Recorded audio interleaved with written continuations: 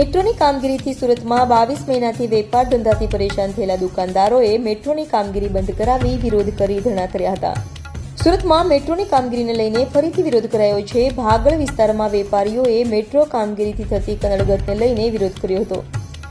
વેપારીઓએ કહ્યું હતું કે છેલ્લા 22 મહિનાથી દુકાન બંધ છે, જેને લઈ ધંધા રોજગાર નથી, ત્યારે 2 ટકનો રોટલો કઈ રીતે મળશે। તો આ વિસ્તારમાં બેંક પણ હોય, લોકોને જોવામાં મુશ્કેલીઓ પડી રહી છે, જેથી વેપારીઓએ મેટ્રોની કામગીરી બંધ કરાવીને વિરોધ કરી ધરણા કર્યા હતા। મારું નામ હરેકૃષ્ણ દોરીવાળા છે।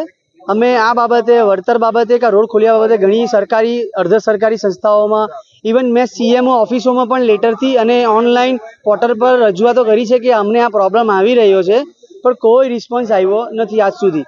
વારંવાર અમને એટલું કહેવામાં આવ્યું છે કે તમારું કામ ચાલુ છે, તમારું કામ ચાલુ છે। આજે 20 મહિના થઈ ગયા એ વાતોને, હવે વેપારીઓની ધીરજ ખૂટી રહી છે, એટલે અમારે આ આખરે પગલું લેવું પડ્યું।